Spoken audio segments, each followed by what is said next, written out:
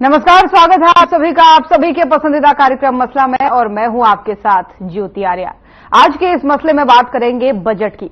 मोदी सरकार के तीसरे कार्यकाल का पहला पूर्णकालिक बजट आ चुका है। वित्त मंत्री निर्मला सीतारमण ने लगातार 7वीं बार बजट पेश करते हुए एक रिकॉर्ड भी बनाया है। एनडीए सरकार की 9 बड़ी प्राथमिकताओं के साथ इस बजट की शुरुआत की गई, जिसमें उत्पादकता, नौकरियां, सामाजिक न्याय, शहरी विकास, ऊर्जा सुरक्षा, बुनियादी ढांचा और महंगाई में सुधार शामिल रहे। गरीब, महिला, युवा और अन्नदाता पर केंद्रित इस बजट को बताया गया। कुछ बड़े ऐलान भी इस बजट में किए गए, जिसमें 1 करोड़ युवाओं को 500 टॉप कंपनीज में इंटर्नशिप दिलाने से लेकर के सस्ते शिक्षा लोन का ऐलान किया गया। प्रधानमंत्री गरीब कल्याण योजना को 5 साल के लिए बढ़ाए जाने की भी घोषणा की गई, जिसका लाभ देश के 80 करोड़ लोगों को मिल रहा है।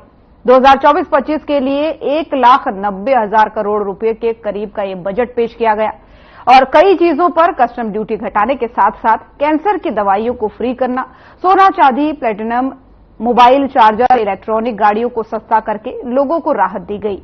बिहार को 57,000 करोड़ और आंध्र प्रदेश के लिए 15,000 करोड़ का जो है विशेष पैकेज भी इस बजट में दिया गया और सरकार इसे देश के हर वर्ग के हित में बता रही है। लेकिन विपक्ष बजट से नाखुश है और इसे जनविरोधी बता रहा है। अब ऐसे में बड़ा सवाल ये बनता है कि क्या वाकई में ये बजट लोगों की आकांक्षाओं पर खरा उतरा है या फिर नहीं।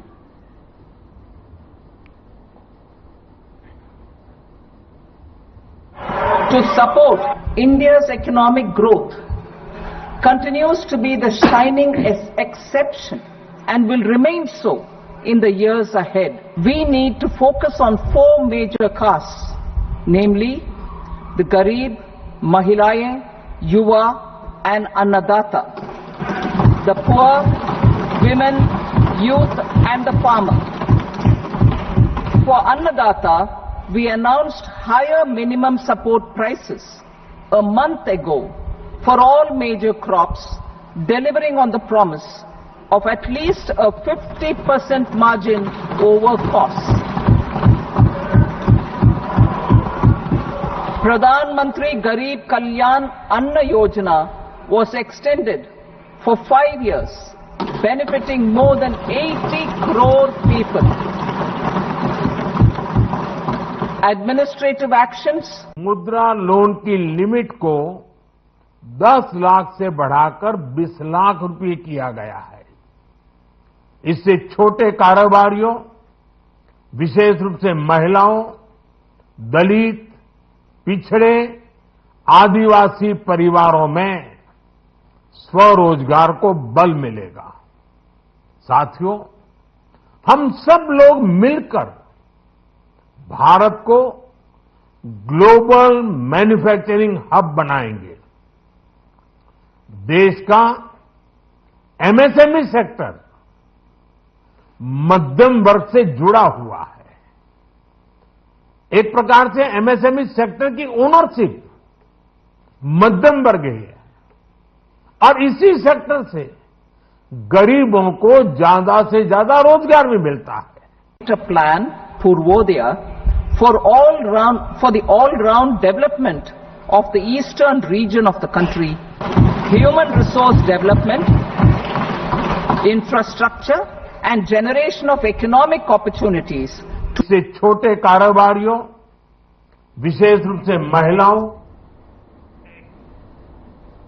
और इन्हीं सब तमाम मुद्दों पर आज भी करेंगे चर्चा और चर्चा के लिए मेहमानों का पैनल हमारे साथ जुड़ चुका है। सबसे पहले परिचय उनका आपसे करवा दूं। राजवीर रोहिला जी, प्रवक्ता बीजेपी, हमारे साथ जुड़ चुके हैं। अंश वत्स जी, प्रवक्ता कांग्रेस, हमारे साथ जुड़ चुके हैं और साथ ही साथ CS Awanish Sharma ji, tax expert के तौर पर हमारे साथ जुड़ चुके हैं। आप सभी का बहुत बहुत स्वागत है। शुरुआत में अवनीश जी आप ही के साथ करना चाहूंगी, क्योंकि जब भी बजट आता है तो सबसे ज्यादा इंतजार जिस भी चीज का रहता है वो है टैक्स। बड़ा बदलाव होगा, नहीं होगा, क्या तोहफा मिलेगा, इसको लेकर के जो है बहुत लोगों में एक सस्पेंस बना रहता है। लोग जानना चाहते हैं कि क्या होगा। तो इस बार जो टैक्स स्लैब एक तरीके से लोगों के सामने रखा गया, बहुत बड़ा बदलाव इसमें नहीं है, लेकिन आपकी नजर में क्या बदलाव है, कैसे ये लोगों के लिए वाकई में राहत भरा है या फिर नहीं? आया है 3 से 7 से 5%, 7 से 10 से 10%, 10 से 12 तक 15%। जो मेन इम्पैक्ट है जो सैलरीड पर्सन के लिए है वो 10 से 12 में है। 10 से 12 का जो 15% का स्लैब लिया है, जनरली इनकम जो होती है 10 लाख से ऊपर चली जाती है, और जो 10 से 12 का जो गैप कैप्चर किया है ना, ये बहुत ज्यादा क्रूशियल है, बहुत ज्यादा बेनिफिट है सैलरीड पर्सन के लिए। और जो स्टैंडर्ड डिडक्शन बढ़ाया 50 से 76, जो 25,000 का डायरेक्ट बेनिफिट दिया है, वो भी बहुत क्रूशियल है। Salaried person point of view से ये काफी बेनिफिट है आम आदमी के लिए। ये इसमें बहुत बड़े चेंजेस रहे। देखिए 3 लाख तक का पहले दायरा पहले भी था, वो अभी भी है कि टैक्स में छूट है कोई नहीं, लेकिन पहले जो 4 से लेकर 6 तक था वो 7 तक कर दिया गया, और 2 से 3 कैटेगरी के लोगों में ही बदलाव है, बहुत बड़ा बदलाव नहीं है। और इसी को लेकर विपक्ष भी सवाल उठा रहा है कि भाई इतनी बड़ी राहत तो आपने दी नहीं है। जी, जो राहत की बात, तो राहत का पॉइंट ऑफ व्यू लिया है ना, क्योंकि जिससे एक्चुअल असर पड़ता है, तो 10 से 15 लाख के टैक्स पेयर है, इनकम 10 से 15 के बीच में वेरी करती है। उनके पॉइंट ऑफ व्यू से देखा जाए तो ये बहुत सही है, बहुत पॉइंटेड चीज को पकड़ा है गवर्नमेंट ने, जिसकी जरूरत भी थी। लेकिन क्या इसमें और बदलाव हो सकते थे? क्योंकि लोग ये आस लगाए बैठे थे मेन तौर पर अवनीश जी कि हो सकता है 5 लाख तक छूट मिल जाए। क्या ये संभव था, हो सकता था? एक संभव तो कुछ भी हो सकता है, गवर्नमेंट है कुछ भी कर सकती है, लेकिन उनको हर एंगल पर देखना। अगर 5 लाख तक छूट मिल जाता तो गवर्नमेंट का रेवेन्यू भी कम होता। अगर गवर्नमेंट का रेवेन्यू कम होगा तो डेवलपमेंट कैसे होगा? चलिए ठीक है, चर्चा करेंगे आपसे। और भी मेहमान हमारे साथ बने हुए हैं। वत्स साहब, मेरी आवाज आप तक पहुंच पा रही है? अंश वत्स जी मुझे सुन पा रहे हैं? जी जी, आपकी आवाज आ रही है। ठीक है, सवाल आप ही से ले लेते हैं, क्योंकि सरकार कह रही है ये हर वर्ग को साधने का प्रयास है, यानी हर वर्ग के विकास को हमने ध्यान में रखा है। 4 चीजों को केंद्रित बताया उन्होंने, जैसा कि पिछले बजट में भी बताया था जो अंतरिम पेश हुआ था। युवा, महिला, किसान और गरीब वर्ग को हमने केंद्र में रखकर ये बजट तैयार किया है। लेकिन आपकी तरफ से प्रतिक्रियाएं आ रही है सामने, जितने भी विपक्षी पार्टियां वो कह रहे हैं कि ये तो जन विरोधी है, इसमें कुछ नहीं है। बड़े बड़े ऐलान भी तो किए गए ना, 1 करोड़ युवाओं को इंटर्नशिप देने की बात कही गई है, किसानों के लिए 1.5 करोड़ से ज्यादा का इसमें बजट है। तो क्या चाह रहे हैं आप, क्या आपकी प्रतिक्रिया है? जी, इस बजट को हम लोग बोलते हैं कुर्सी बचाओ बजट और कॉपी पेस्ट बजट। जैसा आपने 1 लाख वो जो इंटर्नशिप की आपने बात की 1 करोड़ युवाओं को, वो कांग्रेस पार्टी ने अपने कांग्रेस न्याय पत्र में अपनी घोषणा की थी, अपने मैनिफेस्टो में जिसकी घोषणा की थी। और ना ही केवल सिर्फ इसकी, हमने जिस प्रकार से सावित्रीबाई फुले हॉस्टल की जब हमने बात की थी, महिलाओं को हॉस्टल की, तो इस बार भाजपा ने कांग्रेस के मैनिफेस्टो के कई ऐसे वादे हैं उनको अपने इस बजट में डालने की उन्होंने कोशिश की है, और तो इस वजह से उसको हम कॉपी पेस्ट बजट भी कहते हैं। लेकिन एक बात है कि इस बजट में आप किस प्रकार से रोजगार सृजन करेंगे, इस चीज को लेकर कोई बात नहीं है। किसानों को लेकर कोई बात नहीं की गई है। इसमें मध्यम वर्ग, मजदूर वर्ग को किस प्रकार से राहत दी जाए, उस चीज को लेकर कोई बात नहीं है। किसान आज भी अपनी एमएसपी पे लीगल गारंटी की मांग कर रहा है। आपने एमएसपी पे एकदम चुप्पी साध के बैठे हुए। बजट में किसान उम्मीद कर रहा था कि एमएसपी की कोई जिक्र होगा, लेकिन सरकार ने एमएसपी की कोई बात नहीं की। आप देखिए, इस देश की जो रीढ़ की हड्डी वो है एमएसएमई, आपने उनके लिए क्या कर दिया है? 60% इंडस्ट्रीज जो है इस देश की वो बंद पड़ी है। अगर आपको इस देश की रीढ़ की हड्डी को बचाए रखना है तो आपको उनको कहीं ना कहीं जीएसटी में आपको उनको राहत देनी पड़ेगी, आपको उनको टैक्स में रिलीफ देना पड़ेगा, तभी तो आप इस देश की रीढ़ की हड्डी को बचा सकते हैं। और वो एक जरिया है जहां से इस देश के युवाओं को रोजगार भी मिलता है। तो अगर आप इस देश के जो रीढ़ की हड्डी है उसी पे आप कोई बात नहीं करेंगे, आप जो मनरेगा है उसका बजट को घटाते रहेंगे, तो आप कैसे इस देश की रीढ़ की हड्डी को फायदा पहुंचाने की बात करेंगे? आपने महंगाई का दर आज इतना ज्यादा बढ़ा दिया है, फूड इन्फ्लेशन जो है वो 9.2% है। इस देश के गरीब के बारे में आपने कुछ सोचा नहीं कि आप उसको महंगाई से राहत देने के लिए क्या काम करेंगे। आप जो बात कर रहे थे जॉब क्रिएशन की, सरकार ने जॉब क्रिएशन के लिए क्या किया? निर्मला सीतारमण वित्त मंत्री जी ने जब अपना भाषण शुरू किया था तो शुरू में उन्होंने यही कहा था कि वैश्विक परिस्थितियां हैं उसका प्रभाव महंगाई पे जरूर पड़ा है, लेकिन ये 4% से ज्यादा नहीं है, अभी नियंत्रण में है महंगाई। नियंत्रण में है? कौन से नियंत्रण में है महंगाई? आप हर जैसी साल दर साल आप जो इन्फ्लेशन है उसको आप बढ़ाए जा रहे हैं, इन्फ्लेशन बढ़ा जा रहा है, फूड इन्फ्लेशन कितना ज्यादा हो चुका है और आप कह रहे हैं कि नियंत्रण में है। आपने देखा था कि जो वैश्विक आप बात कर रहे हैं, जब यूक्रेन और रशिया का वॉर हुआ था उस बीच में सरकार ने यह दावा किया था कि सरकार जो है वो रशिया से जो तेल है वो कम दाम पे खरीद रही है, डिस्काउंट पे खरीद रही है। तो जब आप डिस्काउंट पे खरीद रहे हैं तो आज इस देश की जनता को पेट्रोल डीजल के दाम कम पे क्यों नहीं मिल रहे? अब इस चीज का जवाब सरकार दे। जब तेल आप जो है उसको कम दाम पे खरीद रहे तो आप इस देश की जनता को पेट्रोल डीजल से राहत क्यों नहीं दे रहे हैं? ठीक होगा। आप एक मिनट और देखिए, आप इस सरकार ने क्या है कि पहले जो इस देश में कर्ज था वो 205 लाख करोड़ था।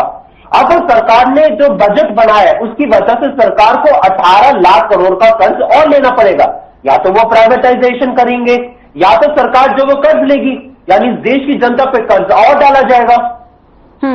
चलिए ठीक है, ये आपकी बात को समझ गए, लेकिन क्योंकि आपने शुरुआत ही यहां से की कि कॉपी पेस्ट की बात जहां पर आपने की, तो आपने एक बड़ी बात कही थी, जो इंटर्नशिप देने वाली बात हुई है 1 करोड़ युवाओं को, ये कांग्रेस का प्लान था और इसी को चुरा करके जो है बीजेपी ने अपने उसमें पेस्ट कर लिया, यही कहा ना आपने?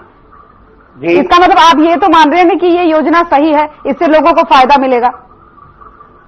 अब वो जो आपकी योजना है उस सरकार ने योजना में क्या किया है कि टॉप 500 कंपनियां जो है, या एक आपने वो सुना होगा ना कि नकल करने के लिए भी अकल की जरूरत होती है।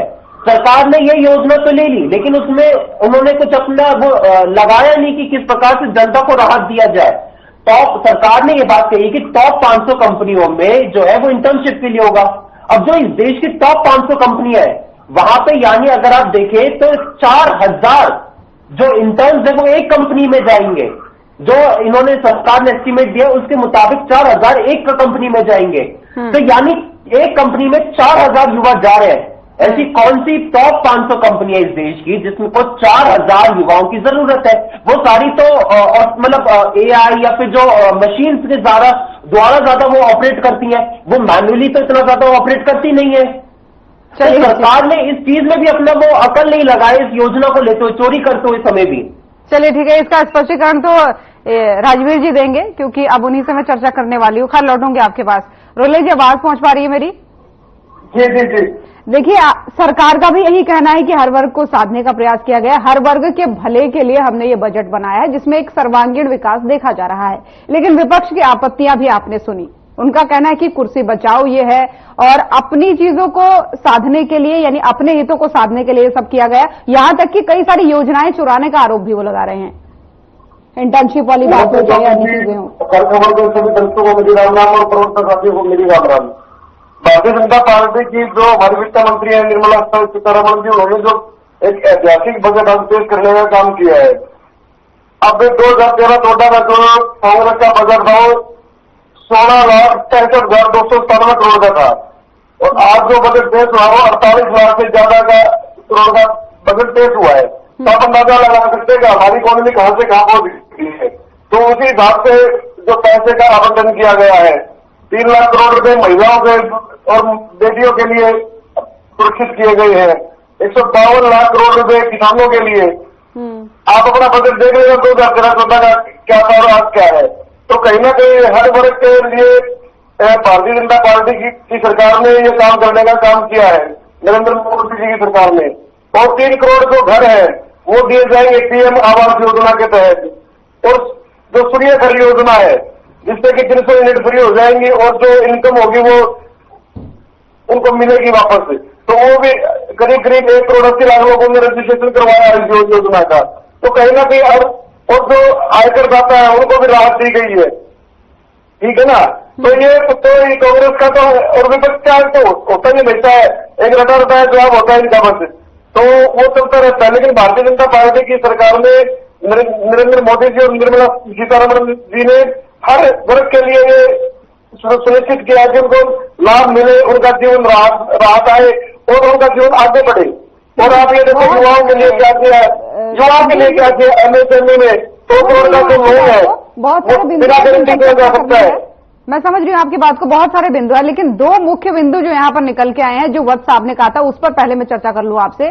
पहली बात, उन्होंने कॉपी पेस्ट कहा था कि हमारी योजनाओं को खुद का बनाने के लिए या फिर वो आपको आइडिया पसंद आए होंगे, लेकिन नकल के लिए आपने अकल नहीं लगाई, इस तरीके का जो आरोप लगाया, इसका जवाब दीजिएगा पहली बात तो। और दूसरा, ये जो इंटर्नशिप वाली बात उन्होंने कही है कि अगर टॉप 500 कंपनियों में आप 1 करोड़ युवाओं को लगा रहे हैं तो भी आप 400-500 का रेशियो, 4000-5000 का रेशियो एक में है, तो कौन सी वो कंपनी इस तरीके के सवाल वो उठा रहे हैं कि जहां पर किस तरीके से काम हो रहा है कि एक ही कंपनी में, या फिर इसको लेकर पूरा विजन क्या है? ये रोड मैप पूरा तैयार करके ही ये बजट में ये चीजें डाली गई है। हमारे जो विशेषज्ञ हैं उन्होंने ये काम किया है, कोई इतना ऐसा नहीं है ऐसे लिख दिया।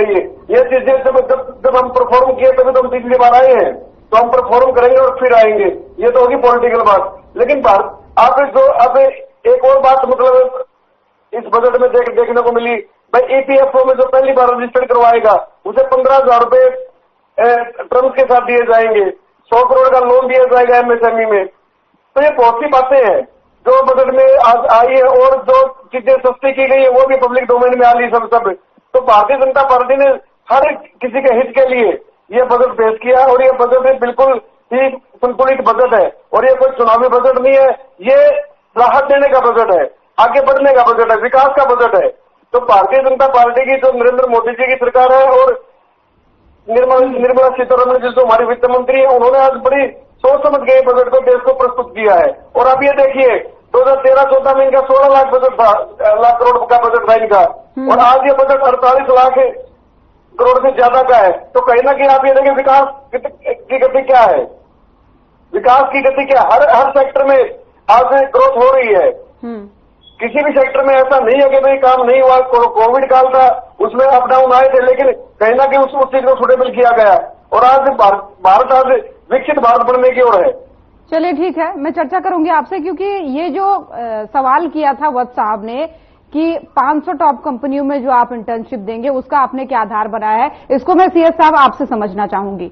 क्योंकि ये जो विजन रखा गया है कि भाई 1 करोड़ युवाओं को 500 टॉप कंपनीज में इंटर्नशिप का मौका मिलेगा, जिसमें उनको कुछ कुछ पैसा भी दिया जाएगा, तो ये विजन अगर हम 5 साल के हिसाब से देखें, जैसा कि वत्स साहब भी उठा रहे थे, तो वो परफेक्ट बैठता है, महीनों के हिसाब से भेजा जाएगा, या फिर उनका ये भी सवाल है कि भाई 4000-5000 को आप एक ही कंपनी में भेजेंगे तो बाकी लोग कहां जाएंगे? तो इस कंफ्यूजन को थोड़ा सा दूर कीजिए। जी मैम, मैं उनकी बात से सहमत हूँ कि उन्होंने एक क्वेश्चन किया, कम से कम ये आया होगी कि भाई 4000 बच्चे गैदर हो जाएंगे तो एक कंपनी में कैसे जाएंगे। जहां तक मैं समझता हूँ कि एक साथ नहीं जाएंगे एक साथ, लेकिन उनको कैसे भेजना है वहां पे, किस इंस्टॉलमेंट में जैसे किसके 500 के बैच बनाए जाएंगे या 400 के बैच बनाए जाएंगे, उस हिसाब से ट्रेनिंग प्रोवाइड किया जाएगा। आर्टिकल से मतलब ट्रेनिंग को एक तैयार किया जा रहा है, ट्रेनिंग प्रोवाइड करना है, तो वो पे आउट करेंगे। ट्रेनिंग 1 महीने की भी हो सकती है, 15 दिन की भी हो सकती है, 2 महीने की भी हो सकती है, as per the requirement, right. और दूसरा ये कि जो बोल रहे हैं कि इकोनॉमी का क्या होगा, मेरा ये मानना है पर्सनली कि जिस इकोनॉमी में फंड इन्फ्यूज किया जाता है वो इकोनॉमी ग्रोथ करती है। दूसरा, एलोकेशन ऑफ फंड बहुत इंपॉर्टेंट है किसी भी देश के लिए, कि कौन सा फंड कहां पे एलोकेट किया गया है। जैसा कि अभी हम देखें कि एमएसएमई में पहले मुद्रा लोन मिलता था वो था 10 लाख, उसको बढ़ा के कर दिया 20 लाख। जब एमएसएमई ये लोन लेंगी, अवेल करेंगी, फैसिलिटी ये लोग लेंगे, तो उसका बेनिफिट डायरेक्ट जाएगा इकोनॉमी को। ये तो एंड मोटिव है हमारा। मोटिव ही क्या है, कोई भी चाहे वो पार्टी हो, कोई भी पार्टी हो, सबका मोटिव है कि देश आगे बढ़ना चाहिए। देश आगे कैसे बढ़ेगा? जब उसकी इकोनॉमी आगे बढ़ेगी। तो इस हिसाब से तो एमएसएमई का लोन इंक्रीज किया गया है। बहुत सारी, जैसे कि अजाई टैक्स को हटा दिया गया है। इससे क्या स्टार्टअप्स के लिए फंड इजी अवेलेबल हो जाएगा। ये बहुत बारीकी से सोचा हुआ बजट है। बिल्कुल, मैं इसी पॉइंट पर आ रही थी, जो एंजल बजट की बात की जा रही थी। इससे पहले बहुत एंजल टैक्स, माफ कीजिएगा, एंजल टैक्स को लेके जो ये ऐलान हुआ है कि इसको पूरी तरीके से खत्म कर दिया जाएगा। इससे ये कहा जा रहा है कि सबसे ज्यादा जो फायदा होगा स्टार्टअप जो लोग चला रहे हैं उनको होगा। तो इसको भी थोड़ा सा समझाइए, क्योंकि इसको लेकर भी कंफ्यूजन लोगों में है। एंजल टैक्स क्या होता है? जो कंपनी स्टार्टअप को फंड करती है वो पहले टैक्स के दायरे में आती थी, अब उन्हें पूरी तरह वहां से हटा दिया गया है। वो टैक्स ही हटा दिया गया है ताकि कोई भी इजीली पे कर सकता है, स्टार्टअप को फंड कर सकता है, जिससे कि बेनिफिट स्टार्टअप का होना है और एक बूम आना है स्टार्टअप सेक्टर्स में। जो स्टार्टअप्स है जो रेशियो कम हो रहा था कि स्टार्टअप चल नहीं रहे, हमारे यहाँ अप्रोक्स रेट था कि अगर 100 स्टार्टअप स्टार्ट हुए हैं तो उसमें से वर्किंग कंडीशन में 20 to 30% ही रह जाते थे। अब ये रेशियो बढ़ के उल्टा हो जाएगा, अराउंड 70% स्टार्टअप्स काम करेंगे जो लैक ऑफ फंड की वजह से कहीं ना कहीं रुक जाते थे। ठीक, चलिए ठीक है, लौटूंगी आपके पास। वत्स साहब, उम्मीद है जो कंपनी वाला आपका सवाल था, इंटर्नशिप वाला, उसका आपको दोनों तरीके से बेहतर जवाब मिला होगा। इस पर कुछ टिप्पणी करना चाहेंगे या मैं अपना अगला सवाल करूं आपको? जो ये एंजल टैक्स को लेकर बात रखी गई है, इस चीज का भी अगर आपने कांग्रेस का जैसे घोषणा पत्र पढ़ा होगा तो हमने भी ये चीज लिखा था कि हम ये एंजल टैक्स को हटाएंगे। बिल्कुल, इसकी मांग तो हो रही थी, लंबे समय से हो रही थी जी। इस चीज की जो मांग थी वो एक लंबे समय से तमाम एमएसएमई के लोग हों या हर एक लोगों ने किया था और इस चीज का हम स्वागत भी करते हैं। लेकिन वही मैंने कहा, कॉपी पेस्ट वाला बजट है, कई ऐसी योजना थी और अगर आपने मैनिफेस्टो पढ़ा होगा तो हमारे मैनिफेस्टो में पहले से ही जिक्र भी था इस चीज का। तो ये तो बहुत अच्छी बात हो गई ना वत्स साहब। देखिए, आप भी उन्हीं कामों को करना चाह रहे हैं, सरकार भी उन्हीं को कर रही है, तो आपका ही काम हल्का हो गया। वही मैं बात रख रहा हूँ, है ना, कि लेकिन जो बात एमएसएमईज के लिए किया गया उसमें एमएसएमईज को बूस्ट करने के लिए सरकार ने कोई मतलब एक ठोस कदम नहीं उठाया गया। सरकार ने बीते 10 सालों में एमएसएमईज को तबाह करने का काम किया है। जैसे उनके लिए कोई कंक्रीट टैक्स रिलीफ सरकार लेकर नहीं आई है कि किस प्रकार से उनको टैक्स से रिलीफ दिया जाए। सरकार ने जो ट्रेड पॉलिसी, अगर आप देखेंगे कि इस भारत में जो है आज इंपोर्ट जो है वो बहुत ज्यादा बढ़ता जा रहा है और एक्सपोर्ट जो है उसका जो ग्रोथ रेट है वो इंक्रीज जो है वो बहुत कम है एज कंपेयर टू अगर हम उसको करेंगे जो इंपोर्ट हो रहा है। तो जो एक ये स्थिति हमारे देश में बनी हुई है, तो इस देश के जब तक हम डोमेस्टिक इंडस्ट्रीज को प्रोटेक्ट नहीं करेंगे तो सरकार जो है अगर उसको प्रोटेक्ट नहीं करेगी तो इस देश की रीढ़ की हड्डी जो है, जैसे मैंने अपने पहले वक्तव्य में भी बात रखी है, तो उनको क्या है कि उनको मजबूती नहीं मिलेगी। उनको मजबूती नहीं मिलेगी तो इस देश की जो मध्यम वर्ग है या फिर जो गरीब है जो कि उन पर डिपेंडेंट है, कहीं ना कहीं उनको मजबूती नहीं मिलेगी। और एक और चीज की जो हम बात कर रहे हैं, यहाँ पे विकास की जो दर रही है, जो ग्रोथ रेट रही है वो पिछले लंबे समय से अगर हम देखें तो सबसे कम की रही है। अभी सरकार ने 6.5% का अपना बात रखा है ग्रोथ रेट का, जो कि सबसे कम है। अगर आप 6.5 ग्रोथ रेट रख रहे हैं, एवरेज ग्रोथ रेट, तो उसके भरोसे से उसकी on the basis of that आप कैसे जो आपके 2047 का जो आपका विकसित भारत का संकल्प है आप उसको कैसे अचीव करेंगे। क्वेश्चन यहाँ पे भी आता है, सवाल ये भी है पर अभी अगर आपका ग्रोथ रेट किया है, आपका इतना स्लो अगर बैलेंस करके तो चलना पड़ेगा ना। कर्जा भी तो है देश को, उसको भी तो बैलेंस करके, कर्जा भी तो है ना, उसको भी तो बैलेंस करके चलना पड़ेगा। इस पर टिप्पणी करेंगे अविनाश जी, लेकिन उससे पहले आपने अभी किसानों की बात की थी, तो 152,000 करोड़ उनके लिए भी ऐलान किया गया। आपने कहा कि उनके लिए कुछ ऐलान नहीं किया गया है। अच्छा, ये मेरे से पूछा गया आपने? हाँ, आपने कहा था ना अभी थोड़ी देर पहले कि किसानों के लिए कुछ नहीं किया गया, तो 152,000 करोड़ तो उन्हीं के लिए ऐलान किया गया है, चाहे फसलों की पैदावार हो, उनकी किस्म हो या अलग अलग तरीके से। हाँ, मैं अब आपको बताता हूँ। हाँ, इसका मैं आपको जवाब देता हूँ। और जो सरकार है, जैसे मैंने किसानों को लेकर बात किया, किसान की मांग क्या थी? आज मूलभूत जो किसानों की मांग थी वो थी कि उनको एमएसपी की लीगल गारंटी चाहिए। लेकिन सरकार ने इस बजट से क्या किया है? सरकार ने जो मतलब जो एक जो उन्होंने वो खर्च किया है बजट पे, वो उन्होंने किया है 3.15% जो है वो क्या उन्होंने उस पे एग्रीकल्चर एंड लैंड पे, वाइल जो उनको अभी जरूरत थी वो थी 2022-23 में उन्होंने खर्च किया था 4.7%, जो कि इस बार का है कम परसेंट। जो पहले उन्होंने उस पे लगाया था कृषि पे वो था उनका ज्यादा, लेकिन इस बार उन्होंने कहीं ना कहीं कृषि बजट पे कटौती की है। और जो एग्रीकल्चर ग्रोथ हमारा इस देश में रहा है वो पिछले साल हमारा रहा था 4.7% 2022-23 का, और जो 2023-24 का हमारा जो एग्रीकल्चर ग्रोथ है वो है 1.4%, क्योंकि इस देश में पिछले साल जो है भारी बारिश हुई है, जिसकी वजह से फ्लड की वजह से इस देश की जो कृषि क्षेत्र है उसमें कहीं ना कहीं सरकार की जरूरत थी कि सरकार उसमें किसानों की मदद करे, किसानों को राहत देने का काम करे। लेकिन अगर आप किसी बजट को घटाने का काम कर रहे हैं तो एग्रीकल्चर ग्रोथ रेट जो हमारा कम हुआ है तो सरकार कैसे इस देश के किसानों को मजबूती देने का काम ये आपने ये तो माना ना कि हाँ कुछ अंश दिया है, क्योंकि थोड़ी देर पहले आपने बोला था कि कुछ किया ही नहीं, किसानों के लिए कोई ऐलान ही नहीं है। अविनाश जी कुछ कहना चाह रहे हैं? मैंने उस चीज को बात रखी कि किसानों की जो आज मूलभूत मांग थी वो ये थी कि आप उनको पहली बात तो एमएसपी का जिक्र करें, और दूसरी बात जो मैंने एक रखी है वो ये कि जितना सरकार ने उसमें एग्रीकल्चर के लिए उन्होंने अलॉट किया है वो कम है। ठीक है बस साहब, अवनीश जी कुछ कहना चाह रहे थे? जी मैम, अंश जी ने बोला था कि इम्पोर्ट एक्सपोर्ट कह रहे थे, तो अभी बहुत अच्छा कदम उठाया है गवर्नमेंट ने कि जो फॉरेन का कॉर्पोरेट टैक्स था वो 40% था पहले, जो कि अब 35% कर दिया है। तो इससे क्या है कि फॉरेन की जो कंपनी है अब वो यहाँ जाके इन्वेस्ट करेंगी और होपफुली इम्पोर्ट हमारा कम होगा। एक रिलीफ फॉरेन कंपनीज को भी दिया है 40% to 35%। चलिए ठीक है, इससे इन्वेस्टमेंट बढ़ेगा तो अल्टीमेटली बेनिफिट है ना, इम्पोर्ट कम होगा। मैं सर की बात का जवाब दे रहा था, बोल रहे इम्पोर्ट हमारा बढ़ता जा रहा है, तो उसी को देख के वही मैंने बोला बहुत बारीकी से सोच समझ कर ये बजट ड्राफ्ट किया गया है। चलिए ठीक है, मैं लौटूंगी। आपकी आवाज में भी कुछ दिक्कत आ रही है, मैं टीम से कहूंगी कि इसको भी थोड़ा सा ठीक कराने की कोशिश है, बीच बीच में ब्रेकेज आ रहा है। ठीक है रोहिला साहब, आवाज आप तक पहुंच पा रही है?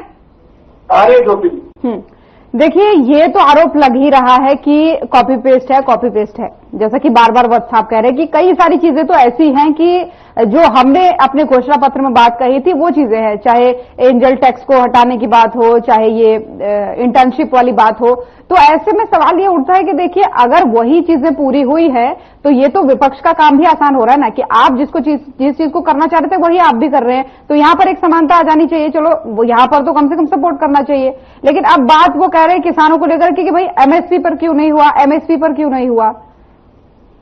पता क्या है मतलब ज्योति जी, एसी में ड्राइंग रूम में बैठ के किसानों की बात करना मतलब किसानों से अन्याय है। निर्मला सीतारमण जी ने 1 करोड़ किसानों को ऑर्गेनिक खेती से जोड़ने के लिए प्रोत्साहन देने का उन्होंने वायदा किया, उसमें राशि भी आवंटित की गई है।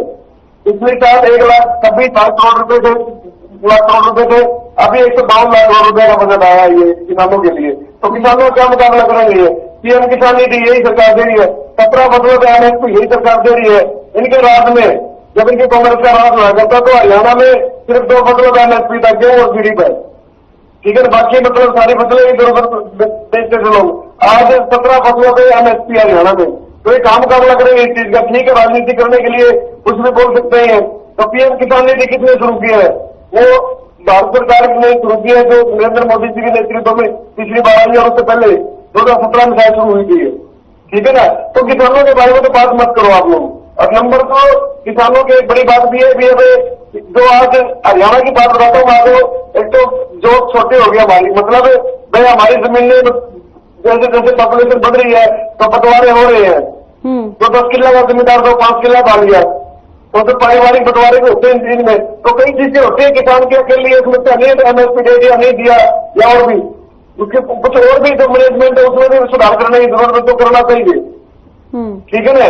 तो ड्राइंग रूम में बैठ के ये चीजें डिसाइड नहीं होती, ये तो धरातल की चीजें हैं। और किसानों के लिए जो नरेंद्र मोदी जी कर रहे हैं वो किसी भी सरकार ने नहीं किया था। अब ये कुछ कहते हो कोई फर्क नहीं पड़ता उस चीज का, जो कि आज निर्मला सीतारमण जी ने जब बजट भाषण को शुरू किया तो ये शुरू में उन्होंने किसानों का जिक्र किया। तो भारतीय जनता पार्टी की नरेंद्र मोदी जी की जो सरकार है ये किसानों पर बहुत ज्यादा गंभीर है और उन्हीं को समर्पित है। चलिए ठीक है, मैं वत्स साहब के पास लौटूंगी, लेकिन एक बार फिर से मैं अवनीश जी आप ही के पास आना चाहूंगी, क्योंकि जैसे ही बजट पेश हुआ तो शेयर मार्केट में भी थोड़ा गिरावट देखी गई। तो इसके पीछे का थोड़ा सा वो भी समझाइए, क्योंकि इसको लेकर के भी मैंने कुछ विपक्षी नेताओं के बयान सुने थे।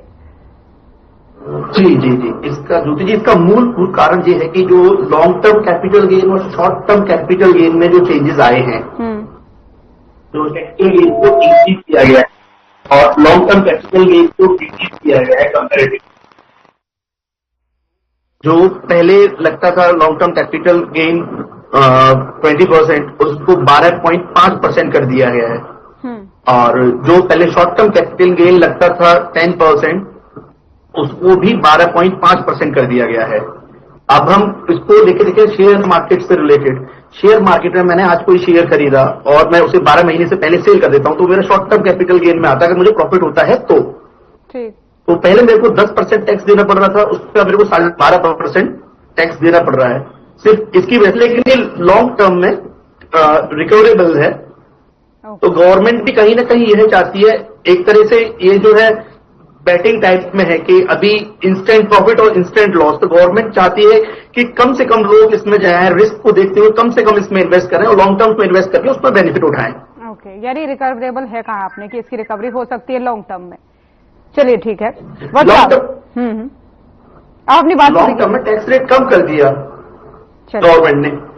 चलिए ठीक है, और भी बहुत सारे सवाल आपके लिए जो हमें जानने हैं, लेकिन उससे पहले वत्स साहब देखिए, आपने कहा कि आम वर्ग को राहत नहीं है, लेकिन ये जो सोना चांदी सस्ता हुआ है, कुछ कुछ चीजें सस्ती की गई हैं, इसको लेकर तो मानेंगे ना कि इससे कुछ परसेंट तो लोगों को राहत मिलेगी। सोना चांदी सस्ता होना हो, चाहे कुछ चीजें हैं चमड़े की चीजें सस्ता होना हो, कुछ कुछ चीजें जो है ऐसी वो सस्ती भी की गई हैं, तो इसको लेकर तो मानेंगे ना कि थोड़ा ही सही, कुछ परसेंट ही सही लोगों को राहत मिलेगी। अच्छा, मैं एक चीज और पूछता हूँ सरकार से, मैं एक चीज बात और रखना चाहता हूँ। सरकार ने एक तो सबसे बड़ी बात तो यह है कि सरकार ने एक चीज को ये स्वीकार किया आज अपने बजट के माध्यम से, जिसको सरकार इन बीते 10 सालों से अनदेखा करने की कोशिश कर रही थी, अपनी आंख में पट्टी बांधने की कोशिश कर रही थी जमीनी हकीकत से, वो है बेरोजगारी। आज सरकार ने जब जैसे वो इंटर्नशिप की बात हो या फिर जो ऐसे चीजों की बात हो, मुद्दों पे सरकार ने जब उन चीज की घोषणा की है, तो सरकार ने इस चीज को माना है कि आज इस देश में बेरोजगारी जो है वो सबसे बड़ा मुद्दा है। अब हम सब लोग उम्मीद कर रहे थे कि सरकार जो है वो सेंसस के बारे में भी कुछ बात करेगी, क्योंकि जनगणना जब तक नहीं होगी तो इस देश की जो सच्ची कितनी जनसंख्या है, कितनी बेरोजगारी है, कितने अनस्किल्ड है, जो एक आंकड़े इस देश की सरकार के पास आना चाहिए, तो वो सरकार के पास आ नहीं पाएगा। लेकिन सरकार ने क्या किया है, इस बजट में उस चीज पे कोई जिक्र नहीं किया है। और पहली बार है कि 2021 में हमारे पास हो जाना चाहिए था जनगणना, लेकिन सरकार ने उसको टाल के रखा। पहले आपने बात किया कोरोना को लेकर, फिर उसके बाद अपने अन्य मुद्दों पर आपने ध्यान भटकाने का काम किया। तो लेकिन हम लोग उम्मीद कर रहे थे, तो ऐसी इस प्रकार से सरकार ने 5वीं बार बजट को पेश किया है, जिसमें उन्होंने इस जनगणना को लेकर उन्होंने कोई विशेष ध्यान नहीं दिया है। और इस चीज पे अगर मैं बात करूं तो इससे जो एक बहुत बड़ी आबादी जो है वो सरकार की जो सुविधाएं कहीं ना कहीं उनसे वंचित हो जाती हैं। आज इस सरकार ने जिस वजह से उन्होंने जनगणना को अनदेखा किया, इस वजह से 10 से 12 करोड़ ऐसी जनसंख्या है, लोग हैं जो कि फूड सिक्योरिटी एक्ट है उससे वंचित हो गए हैं, क्योंकि सरकार की जो सूची है वो अपडेट नहीं हो पाई है उस वजह से। तो सरकार जब तक इस चीज पर विशेष ध्यान नहीं देगी तो उससे इस देश की जनता को कुछ वो जो राहत उनको मिलनी चाहिए वो नहीं मिलेगी।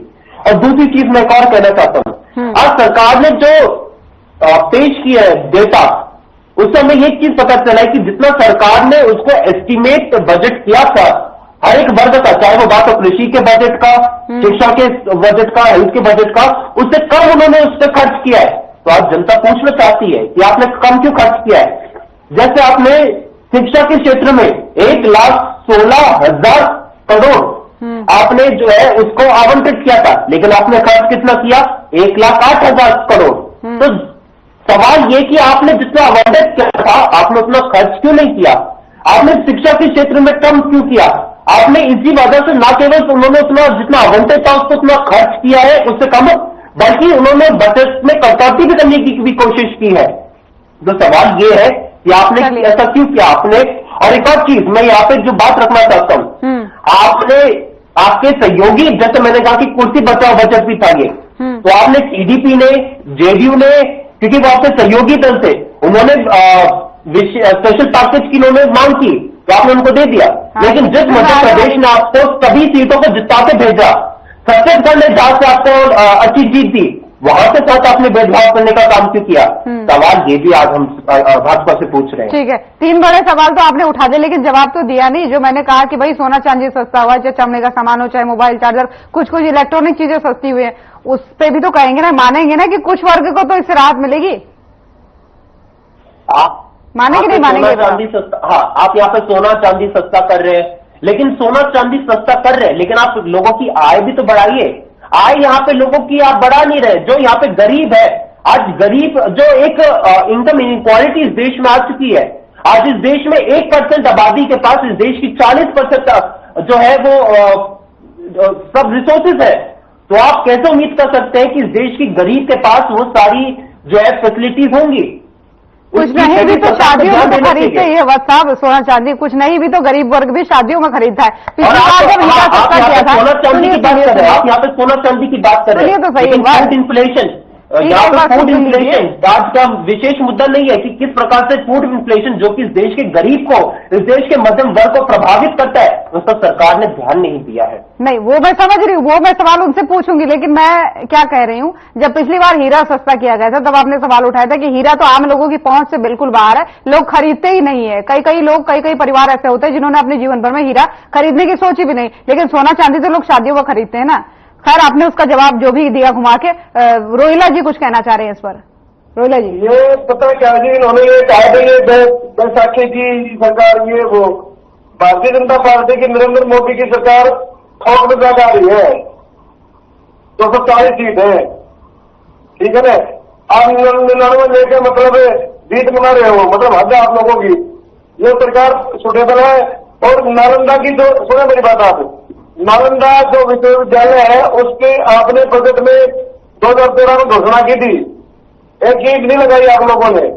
नरेंद्र मोदी जी ने कंप्लीट किया, आराधो दर्शनीय स्थल है, उन्हें 26,000 करोड़ रुपए जो उनको आवंटित किए गए हैं वो उनके विकास के लिए किए गए हैं, उनको जरूरत थी, ठीक है ना। लेकिन आरोप देखिए एक मिनट जी, आप लोगों ने विशेष दर्जे वाला जो एक प्रावधान बना रखा था ना कानून में, उससे नॉर्म में नहीं आते, लेकिन किसी न किसी की अगर मदद हो रही है तो आपको दिक्कत क्यों हो रही है?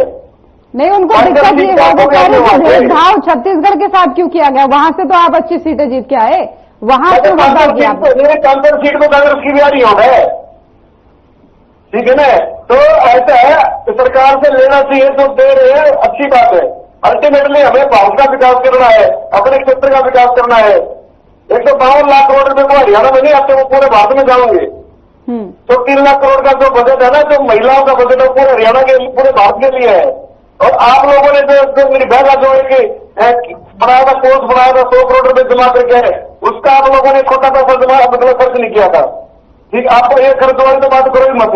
जब आप 100 करोड़ में मतलब खर्च नहीं कर पाए, निर्भया के जो आपने एक व्यवस्था बनाई थी, तो अब क्या ही कर लोगे आप लोग?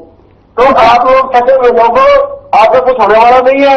भारतीय जनता पार्टी का ये जो निर्मला सीतारमण जी ने बजट पेश किया है, बेहतरीन बजट पेश किया है, और इसका आम आदमी से पूरा सरोकार है।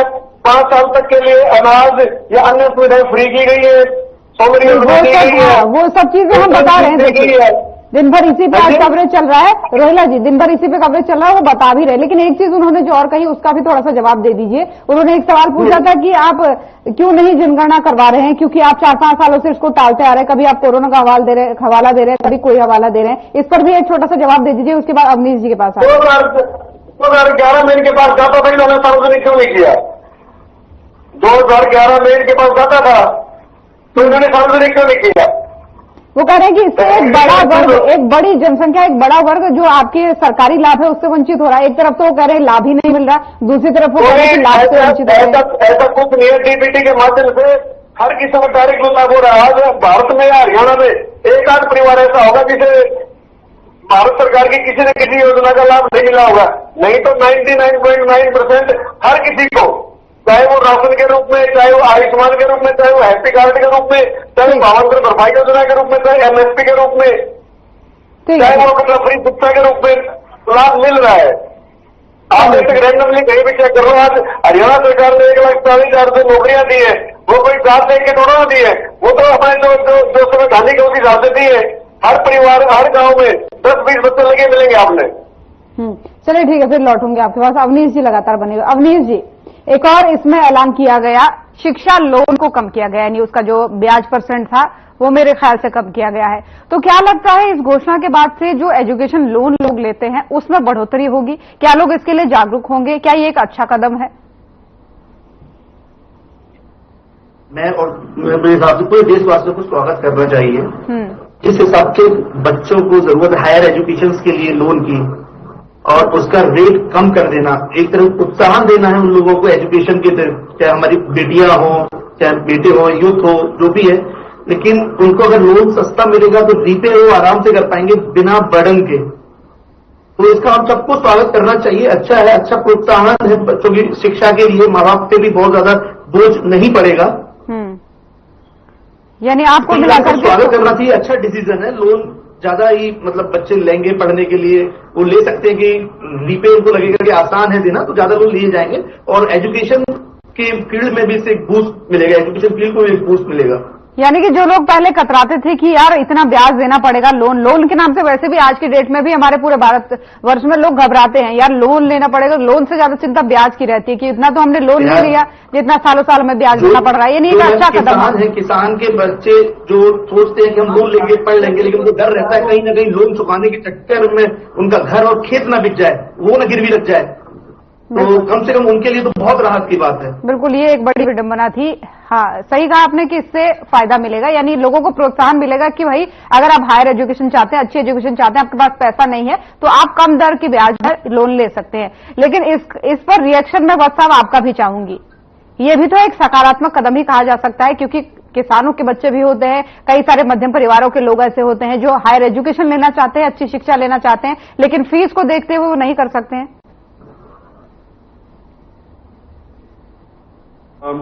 सरकार, सबसे पहले तो मैं भाजपा के प्रवक्ता की बातों पे कुछ अपनी टिप्पणी रखना चाहता हूं।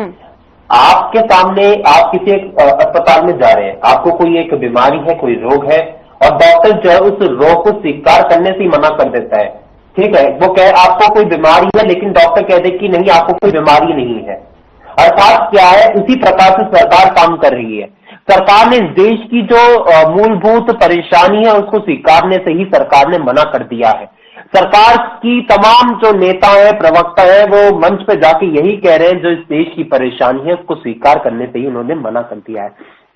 आज स्थिति यह है कि आज इस देश में सिर्फ और सिर्फ 51% जो इस देश के जो युवा है, सिर्फ जो ग्रेजुएट्स है, सिर्फ वही आज नौकरी पे है। इस देश की बाकी के लोगों को 49% लोग जो है आज वो बेरोजगार है इस देश की। आज स्थिति यह है कि आज जो फूड इन्फ्लेशन है, जिसको लेकर मैं बार बार बात कर रहा हूं, सरकार उससे आंख मूंद कर बैठी हुई है। जब तक इस देश की स्थिति यह है कि कई ऐसे परिवार है जिनको दिन में 3 समय का भोजन तक नसीब नहीं हो पा रहा है, सरकार इस मुद्दे से भी अपनी आंख को मूंद के बैठी हुई है। सरकार इस चीज पर भी ध्यान देने की बात नहीं कर रही है। जैसा मैंने बात किया, जो है वो एक और चीज है जो कि चाइना से आज हमारा जो है ट्रेड डेफिसिट इतना ज्यादा हो चुका है, और ये उस के बाद बढ़ा है हमारा चाइना के साथ ट्रेड डेफिसिट जब गलवान में जब हमारे सैनिक जो है वो शहीद हुए थे, उसके बाद अगर हमारा ट्रेड डेफिसिट बढ़ रहा है, इसका अर्थ क्या हुआ कि सरकार जो है वो फाइनेंस कर रही है। यानी वहां पे चाइना के जो पैसा जा रहा है हमारे देश से, और वही जो पैसा जा रहा है उनके पास, उसी से ही वो वहां के सैनिक जो है वो हमारे सैनिकों पर हमला करने की कोशिश कर रहे हैं। तो सरकार को ऐसी कई चीजों पे सोचने की कोशिश करनी चाहिए। आज हमारा ट्रेड डेफिसिट जो है वो सबसे ज्यादा, अगर किसी के साथ, अगर हमारा जो बिजनेस जो है वो अगर किसी के साथ सबसे ज्यादा अगर बढ़ा है तो चाइना के साथ बढ़ा है। लेकिन सरकार जब तक चाइना को क्लीन चिट देती रहेगी, जब तक सरकार जो है चाइना के मसले पर चुप होती रहेगी। आप जब विपक्ष में बैठे थे तब आप बड़ा चीन को आंख दिखाने की बात कर रहे थे, लेकिन सरकार में आते ही आप आंख मूंद कर बैठे हुए। तो वही मैंने कहा, जब तक आप इस देश की मूलभूत सुविधाओं, मूलभूत समस्याओं से जब तक आप आंख मूंद कर बैठे रहोगे, तब तक आप कैसे जनता के लिए काम करोगे। और सरकार आज इस देश की मांग क्या थी? आपने वादा किया था कि आप 2 करोड़ रोजगार सालों में दोगे। आपका 11वां साल चल रहा है, यानी इस देश की जनता को 22 करोड़ आपको रोजगार मिल जाने चाहिए इस देश की जनता को। लेकिन आपने क्या किया? आपने वहां पे आपने इस कॉन्ट्रैक्ट की बेसिस पे नौकरी देने का काम किया। आपने अग्निवीर जैसी योजना लेकर आए, जिसकी वजह से जो आज सेना में जाने वाले लोगों थे उनकी संख्या जो है वो कम हुई है। और ये आंकड़ा मैं आपको बता रहा हूं जो कि रिपोर्ट के सर्वे के मुताबिक आया है। हरियाणा से जहां पे इतने सारे युवा जाते थे, आज वहां पे सिर्फ 900,000 लोग जा रहे हैं सेना में। तो अगर अग्निवीर जैसी योजना आप ला रहे हो तो उसकी वजह से आज बेरोजगारी जो है वो बढ़ रही है। आज आईआईटी जैसी जो संस्था थी, वहां से पहले के समय पे जो लोगों को प्लेसमेंट का जो एक वो होता था रेशियो, वो ज्यादा होता था, लेकिन आज के समय पे उसका जो रेशियो है वो कम हुआ है इस सरकार के कार्यकाल में। तो आईआईटी जैसे बड़े बड़े संस्थानों से भी अगर लोगों को रोजगार नहीं मिल रहा है, तो सरकार को रोजगार जैसे मुद्दे पर सोचने की जरूरत है। सरकार ने इस टैक्स सिर्फ और सिर्फ जनता की आंखों पे धूल झोंकने का काम किया है, जनता को कोई बड़ी राहत देने का काम नहीं किया है। लौटूंगी आपका जवाब देना चाह रहे रोहिला जी। रोहिला जी जवाब दीजिए, फिर मेरी भी कुछ टिप्पणी है। इनके पहले सरकार थी तो ये पकड़ के डीसी लगा दो सबको, तो बेरोजगारी होनी नहीं चाहिए थी।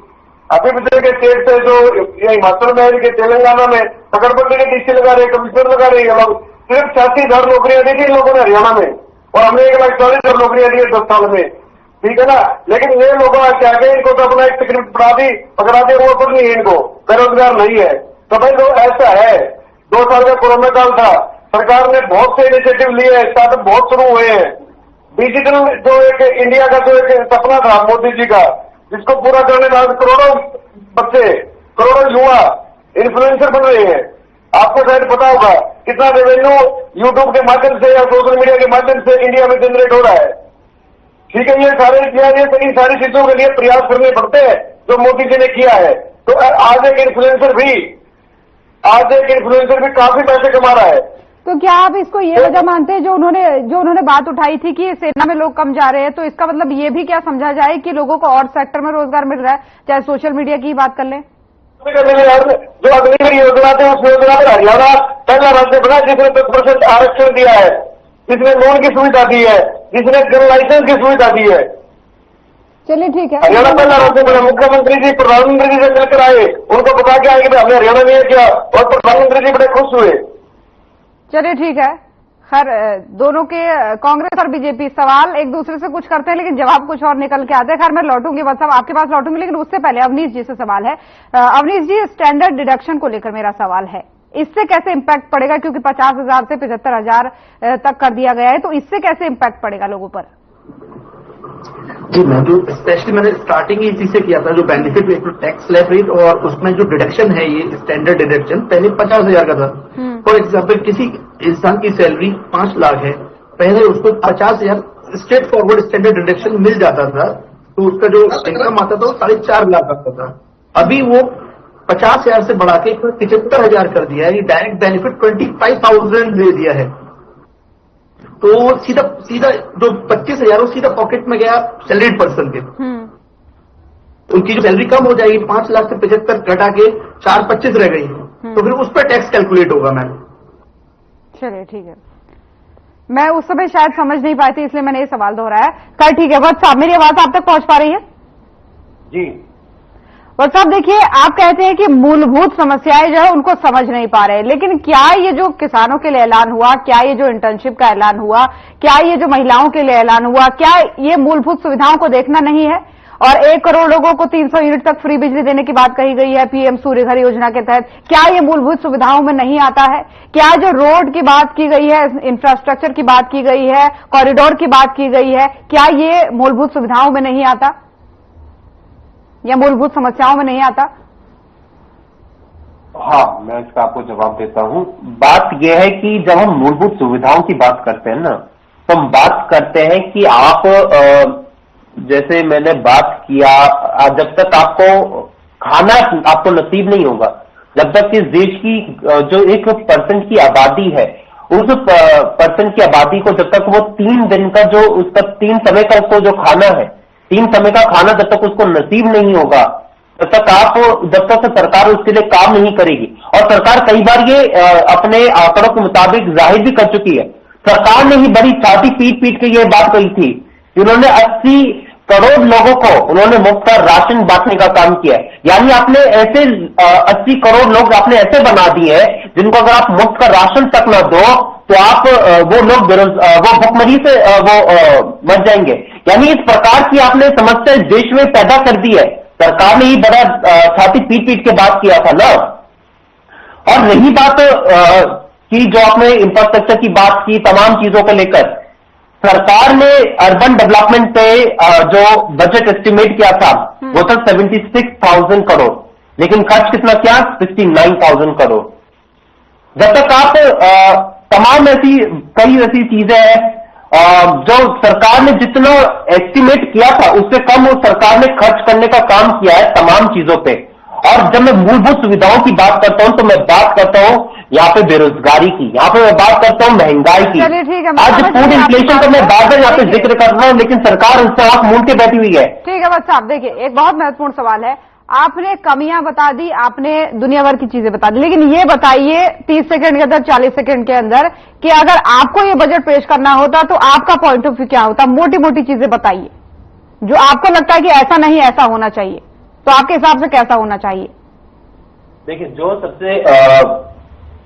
जो सरकार की तरफ से जो चीजें को की गई थी, जैसे एंजल टैक्स को उन्होंने खत्म करने का काम किया है, जो चीजें अच्छी थी उस चीज का हमने उनको सरकार को धन्यवाद देने का भी काम किया, हमने उसका सराहा भी है। ये बहुत अच्छी बात है, बहुत अच्छी बात अभी हमारी जो समस्या थी, कुछ तो सकारात्मक आया। समस्या थी, जिन चीजों को लेकर हमें समस्या थी, जिनकी हम अपेक्षा कर रहे थे कि सरकार अगर हमारी घोषणा पत्र से कुछ चीजों को और लेती अगर तो जो है परिणाम जो है आज काफी बेहतर हो सकते थे। जैसे किसानों को लेकर मैंने बात की, जब तक आप किसानों को लीगल एमएसपी के लेकर आप बात नहीं करोगे, एमएसपी को लेकर उस पर जिक्र नहीं करोगे, किसानों को राहत नहीं मिलेगी। किसान को जो है एग्रीकल्चर ग्रोथ जो है इस वजह से हमारा छोटा सा रिएक्शन 10 सेकंड के अंदर। रोहिला जी छोटा सा रिएक्शन, वक्त साहब रोक रही हूँ। पहले तो किसी को मतलब अपना वो करना चाहिए, क्या बोलते हैं उसको, होमवर्क है वो जो स्वामीनाथन का है, पहले मैं आपको बता दूंगा, ठीक है। लेकिन हरियाणा और भारत सरकार 17 फसलों में एमएसपी दे रही है। और एक बात, आपकी जो सरकार थी वो सिर्फ 2 फसलों में देती थी।